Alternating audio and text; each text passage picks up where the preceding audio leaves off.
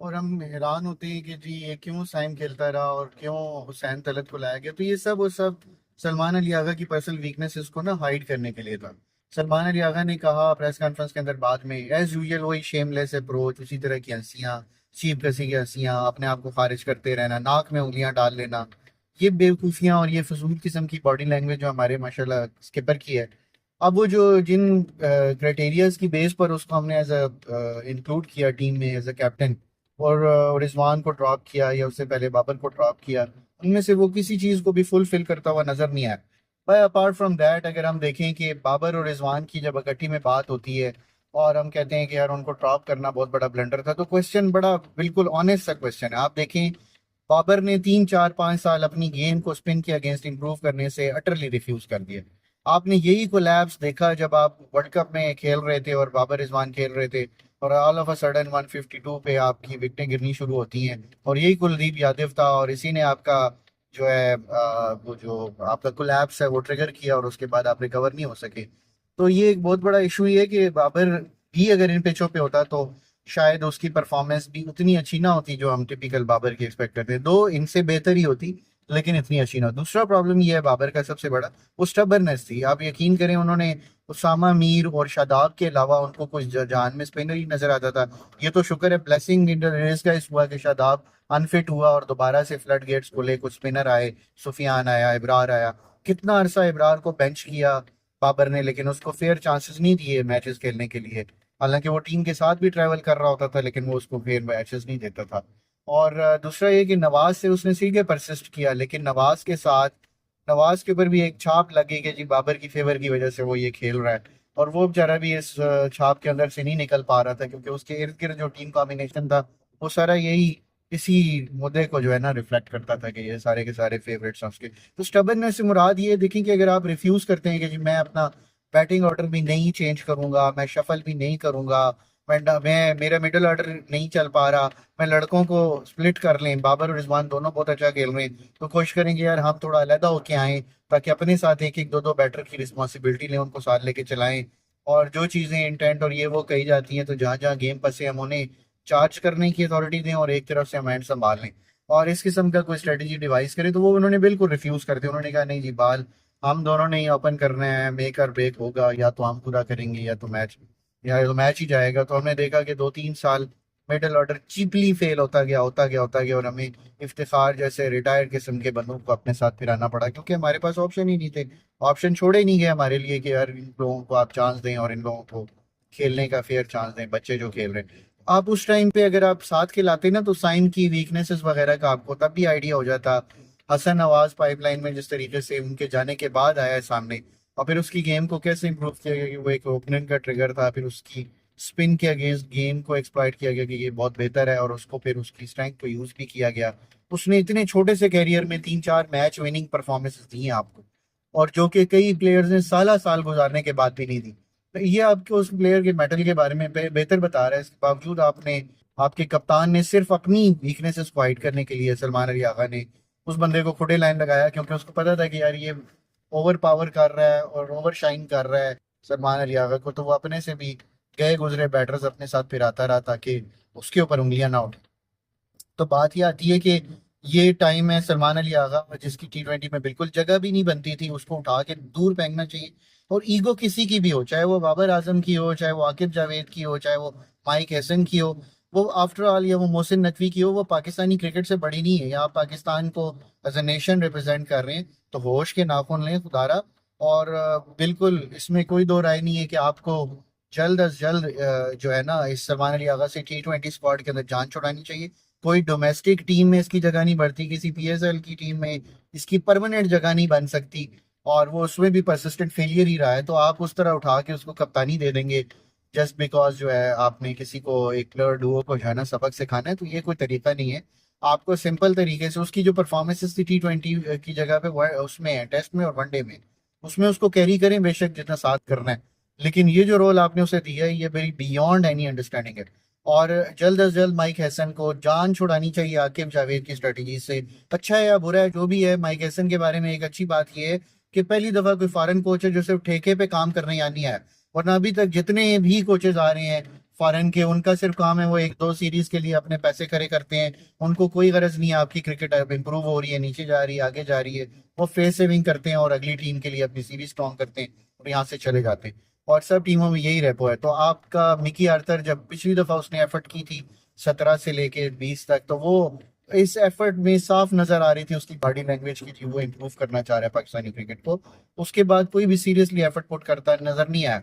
तो उसके बाद माइक हैसन एफर्ट पुट कर रहे हैं, और उसमें कोई दो राय नहीं है कि अच्छी या बुरी जो भी है, लेकिन उसके पीछे उसका जो दिमाग भरने वाले लोग हैं उनको उसके सर से हटाना चाहिए, खासकर आकिब जावेद जैसे स्टूपिड्स। उन लोगों को कि भाई आपके अंदर ईगो, अगर आपको बाबर आजम की ईगो नहीं पसंद तो मेरे आपको आकिब जावेद की ईगो कैसे पसंद है? अगर एक दफा आपने स्पिनिंग ट्रैप में वो रेडा पिचे बना के साजिद और उनसे परफॉर्मेंस एक्सपेक्ट कर दी है टेस्ट मैचेस के अंदर, तो दैट डजंट जस्टिफाई कि आप क्रिकेटिंग माइंड हो गए हैं दुनिया पाकिस्तान के सबसे बड़े। तो बात ऐसी है कि इस बंदे को भी इसे जान छुड़ाना बहुत जरूरी है, और आप इम्पार्शल किस्म की मैनेजमेंट लाएं जो कि एजेंडाज और ईगोज के ऊपर काम ना करे। तो इसी तरीके से फिर आप बाबर रिजवान को मिडिल ऑर्डर में आराम से लाइन को टीम के साथ ट्रैवल करें किसी सेम क्रिकेटिंग माइंड में। जब बाबर को ड्रॉप किया गया, मैं उसका बहुत बड़ा क्रिटिक रहा हूँ, लेकिन बाबर को ड्रॉप करना बनता ही नहीं था, उसको कैटेगरी से भी डिमोट करना नहीं बनता था। बाज बंदे इतना अहेड ऑफ देयर गेम होते हैं, एक लेजेंडरी स्टेटस वो अचीव कर चुके होते हैं, वो एक इंस्टीट्यूशन होते हैं। Babar is of that calibre. तो आप बाबर को कैसे, आप उसकी कॉन्ट्रैक्ट कैटेगरी को डाउन करके, और ये इस किस्म के क्या मैसेज टुपड़ किस्म के दे रहे हैं? आप एक ब्रांड बिल्ड करते हैं, उसके बाद अपने ही ब्रांड के पीछे हाथ धो के पड़ जाते हैं। ये स्ट्रेटजी नहीं होनी चाहिए। और बाबर ने खुद भी ये सबसे बड़ा ब्लंडर किया कि जब उसको एक दफा कप्तानी छोड़ी उसने जाके वहां पे इंडिया में जाके, और उसके बाद जनाब उसने, जब इंडिया में आप इतना पुअरली पुट करके आए थे वर्ल्ड कप के अंदर, तो उसके बाद आपने जब कप्तानी ली और आपने शाहीन को दी, तो कुछ अर्सा उसके साथ परसिस्ट करना चाहिए था। लेकिन मोहसिन नकवी जो कि फिर एक इंतहाई और मीडिया हंगरी, फेम हंगरी किस्म का बंदा है, चीपस्टर कहीं का, उसको ये गरज थी कि भाई फौरन ही जो है ना मैं कोई और गिमिक्स करूं। फौरन उसने पापुलर को देखते हुए उन बंदों के बारे में माद और आमिर को वापस लाया। वो गलत डिसीजन बिल्कुल भी नहीं था। आप अच्छी टीम लेके गए थे यूएस के अंदर, उसमें कोई डाउट वाली बात नहीं है। प्रॉब्लम वॉज कि आपको कैप्टेंसी के लिए दोबारा से वो क्यों अप्रोच किया, वही ब्लंडर्स आपने दोबारा, वही ग्रुपिंग आपने दोबारा इनिशिएट कर दी, वही ट्रिगर कर दी। तो ये काम आपको उस टाइम पे नहीं करना चाहिए था। और अपार्ट फ्रॉम दैट बाबर को उस टाइम पे कप्तानी दोबारा नहीं लेनी चाहिए थी। और बाबर को फोकस कर रहा था जिस टाइम वो वर्ल्ड कप से वापस आया और वो टीम से बाहर गया, पहली दफा सीरियसनेस नजर आई बाबर की। उसने बीपीएल खेलने के लिए वो गया, उसने स्पिन के अगेंस्ट अपनी गेम इंप्रूव करने को टारगेट किया हुआ था, नजर आ रहा था उसके चेहरे से। और वो पूरी तरह स्पिन को रीड करके खेलने की पूरी एफर्ट पुट इन कर रहा था। उस टाइम आपने पीछे खबरें चला के काकुल एकेडमी में टीम को भेजा, और पीछे से बाबर के साथ नेगोशिएशन करके लाहौर में उसके साथ टर्म सेटल डाउन करके टीम को उधर भेज के शाहीन की कमांड में पीछे से उसको कप्तानी से फारिग कर दिया। कैसा घटिया किस्म का मैसेज आपने पुट इन किया। टीम में वो ग्रुपिंग जो सरफराज ने साल साल पहले खत्म किया, आपने उठा के दोबारा से उसको स्टार्ट कर दिया। सरफराज की सबसे बड़ी अचीवमेंट ये थी कि आप एक बंदा नहीं बता सकते कि उसका फेवरेट कौन था, आप एक बंदा नहीं बता सकते कि उसकी जिद किस बंदे के साथ है। भाई जो खेला, जो परफॉर्म कर रहा है उसको ले आओ, जो नहीं कर रहा उसको बाहर निकाल दो। There was not an automatic selection anywhere in his team. और यूएस की कंडीशंस को, यूएई की कंडीशंस को इतना अच्छा रीड करता था। 11 सीरीज वो लगातार आपको उसने T20 में जिता के दी, स्पिनर्स के भी हाफ के ऊपर।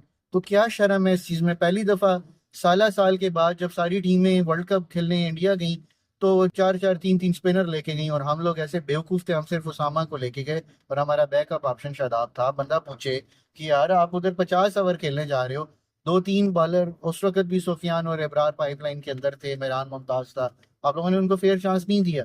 तो प्रॉब्लम ये है कि इतने दूध के धुले वो लोग भी नहीं थे। ऐसे बैटिंग कोलैप्सेस तो उनके दौर में भी हुए, मिनोस के अगेंस्ट उन्होंने भी मारे खाई हैं, बल्कि हारे हैं मैचेस को। अफगानिस्तान ने किस तरीके से चेस किया था वर्ल्ड कप के अंदर वहां पर, और आपका कैप्टन बिल्कुल क्लूलेस था। तो क्वेश्चन ये है कि ठीक है आप एज अ बैटर बाबर के ऊपर सारा दिन बात कर सकते हैं, लेकिन एज अ कैप्टन उसको आप डिफेंड नहीं कर सकते बिल्कुल भी, आप उसके कितने बड़े फैन क्यों ना हो। और आपसे ये स्टैट पुट इन करें कि उसने इतनी विक्ट्रीज ली है, तो इतने साल अगर कोई कप्तानी करेगा तो फिर जाहिर बात है इतनी विक्ट्रीज तो आ ही जाएंगी। मेन लास्ट रेशो जो था that was not good at all. और बड़ी क्रूशियल मैचेस में जो है ना ब्लंडर्स की वजह से, फायरिंग आपकी कैप्टनसी ब्लंडर्स की वजह से मैचेस आए।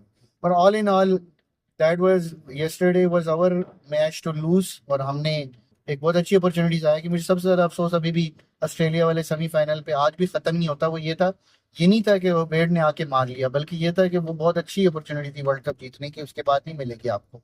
यूएई में हो रहा था वर्ल्ड कप, आपकी टीम ट्रिगर हुई थी और आप इजीली ले सकते थे। अब दोबारा ये हुआ, एशिया कप जीतने की बहुत अच्छी अपॉर्चुनिटी थी, इरिस्पेक्टिव ऑफ अपोनेंट कौन था। तो आपने बड़ा अच्छा चिप इन कर लिया था, उसके बाद आपने जीता हुआ मैच हारा सिर्फ और सिर्फ कैप्टनसी के लिए। और अनफॉर्चुनेटली बॉडी लैंग्वेज ये बता रही है इन लोगों की कि आगे भी कोई सबक नहीं सीखे, और इन्होंने आगे भी यही रिपीट करना है सारा कुछ। क्योंकि मुझे लग रहा है यही हारिस और साइम को ये साथ ट्रैक करेंगे, और यही आप देखेंगे कि हाफ ऑलराउंडर स्कीमें खेलते रहेंगे, बिकॉज जस्ट बिकॉज आपका सलमान अली आगा परफॉर्म ही नहीं करा ना बैटिंग में ना बॉलिंग में, और कोवर्ट बन के बैठ गया। तो द थिंग इज कि nothing is going to change any time soon unfortunately.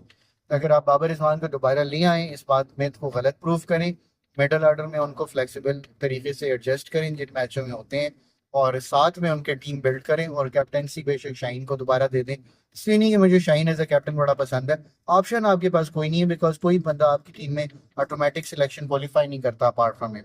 तो at least he deserves to be in the team all the time, तो एटलीस्ट उसको कम अज कम सेफली दिया जा सके।